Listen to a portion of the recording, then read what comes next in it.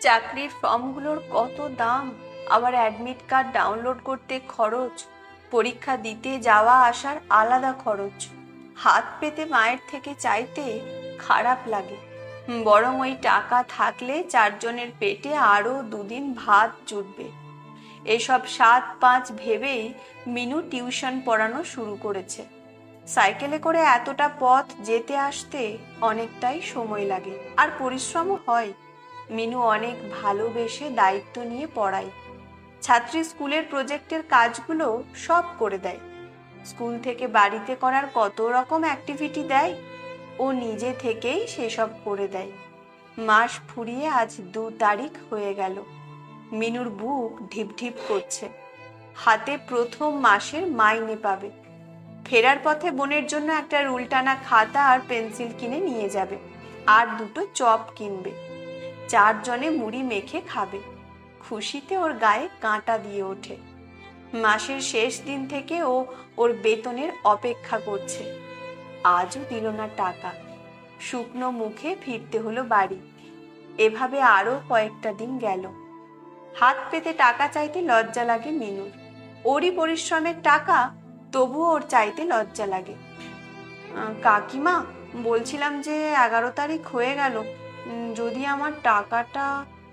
মিষ্টি সুরে ছাত্রীর মা মিনুকে বাধা দিয়ে বলে উঠল, আমার মনে আছে মিনু, তোমার টাকাটা দিতে দেরি হচ্ছে।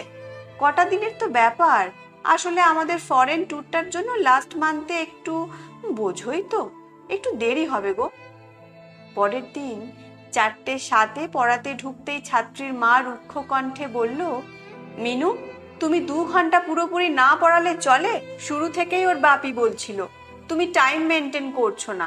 আমি গুরুত্ব দিতাম না। 4টায় এসে প্রায় 5:50 বা 5:55, কোনোদিন আবার 5:48 বেরিয়ে যাচ্ছ। এমন সময় কলিং বেল বাজতেই ছাত্রীর মা চলে গেল গটগট করে। মিনু জানালার দিকে শূন্য দৃষ্টিতে তাকিয়ে চেয়ারটায় ধপাস করে বসে পড়ে। বহুদিন ও সময়ের কাঁটা না দেখেই বেহিসাবি পড়িয়েছে। তার ফলে বাড়ি ফিরতে রাত হয়েছে অনেক। কোনোদিন হিসেব করে সময় ধরে ও পড়ায় না, বরং বেশি সময় দেয়। মাঝে 2-1 দিন জ্বরের জন্য একটু আগে বেরোতো। এমন সময় কাজের মেয়ে রুনা চা দিয়ে গেল, সাথে একটা বিস্কুট। স্টিলের চায়ের কাপের ভেতরের নিচে চায়ের কালচে দাগটা প্রথম দিনই ও খেয়াল করেছিল। ভালো করে না মাজার ফলে দাগ জমে গেছে।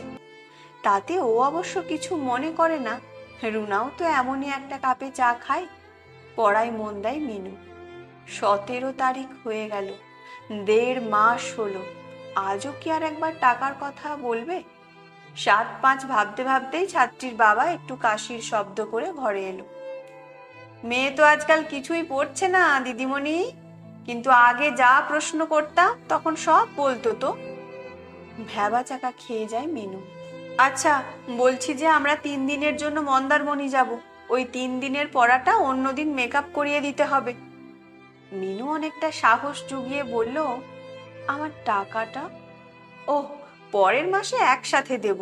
আমরা অন্যদের মতো টাকা কারোর মেরে নেব না। একটু খরচ হচ্ছে, তাই অ্যাডজাস্ট করে নিলে ভালো হয়। এভাবে আরো কয়েকদিন পেরোলো। 2 মাস 10 দিন হলো। ছাত্রীর বাবা 500 টাকা এগিয়ে বলল, 2 মাসের টাকাটা। মিনু আকাশ থেকে পড়ল। 500 কেন? বাংলা, ইংরেজি, ইতিহাস, ভূগোল, পরিবেশ, এই 5টা বিষয় পড়াতে কত করে নাও? বেশি করে ধরি যদি, তাহলে 5টা বিষয়ে 50 টাকা ধরে 250 টাকা হয়। 2 মাসে 500 হয়। তাও তো তুমি যাওয়া আসার সময় মেনটেন করো না। আবার ওর মামা বাড়ি থেকে ঘুরে আসার 8 দিনের ছুটির মধ্যে শুধু 5 দিন মেকআপ করলে। বাকি দিনগুলো টাকা কাটিনি, এই ঢের। ধরো তোমার টাকা। আর শোনো, সামনের মাসে দুর্গাপুজোর ছুটি থাকবে স্কুলে। তোমাকেও ওই সময় পড়াতে আসতে হবে না। আজ টাকা দিলাম, এরপর এই মাসে আর তো 14-15 দিন আসবে। তারপর পুজো ভাইফোঁটা পার করে স্কুল খুললে তখন তুমিও পড়াতে আসবে। আর এই পুজোর ছুটির সময়ের টাকা আবার হিসেব করো না, তখন তো পড়ানো বন্ধ থাকবে। মিনু টলতে থাকে। 2.5 মাস ধরে ভালোবেসে পড়ানোর এই প্রতিদান? সন্তানের শিক্ষিকার প্রতি এমন নীচ ব্যবহার, তাও আবার 2 মাস 10 দিন পরে শুধু 2 মাসের টাকা দিল, 10 দিনের হিসেব বাদ। মাসের পরবর্তী বাকি অর্ধেক দিনগুলো হিসেব হবে না, মানে এই মাস পুরোটাই বিনা পারিশ্রমিকে খাটতে হবে। চোখ থেকে গাল বেয়ে গরম অশ্রু গড়িয়ে আসে। এই ঘটনার কিছুদিনের মধ্যে একটা অফিসের কাজে জয়েন করেছে মিনু। সেদিনের পর মিনু আর ওই বাড়িতে পড়াতে যায়নি। তার শিক্ষা এত সস্তা না। এখানের কাজে মোটামুটি ভালোই মাইনে, সাথে সম্মানও। সাইকেল চালিয়ে 3 থেকে 4 কিলোমিটার গিয়ে ভালোবেসে আপন ভেবে পরিশ্রম করার পরেও অন্যের বাড়িতে অপমানিত হওয়ার থেকে এই অনেক ভালো। অভাবের সংসার ঠিকই চলে যায় এতে। আজ অফিস থেকে ফেরার পথে সেই ছাত্রীর মায়ের সাথে দেখা। মেয়েকে কোনো এক নামজাদা স্যারের কোচিং সেন্টারে ছেড়ে ফিরছে। এখন আলাদা আলাদা বিষয়ে আলাদা আলাদা টিচার, বেতন গুনতে হয় রাশি রাশি। ইতিহাসে মেয়ে এই প্রথম 50-এ 23 পেয়েছে। মিনু ভাবতে থাকে, আগে সে পড়ানোর সময় ছাত্রী 50-এর মধ্যে 47 পেলে 3 নাম্বার কম পাওয়া নিয়ে এরাই অভিযোগ করত, যাচ্ছে তাই ভাবে কথা শোনাতো। আজ বড় মাপের শিক্ষকদের কাছে জুজু হয়ে থাকে, মুখ খুলতে পারে না। অথচ বাড়িতে আসা প্রাইভেট টিউটরদের বাড়ির কাজের লোকের থেকেও নিচু ভাবে দেখে। ঠিক সময়ে তাদের পরিশ্রমের টাকা দেয় না, আর যথাযোগ্য টাকা তো কখনোই দেয় না।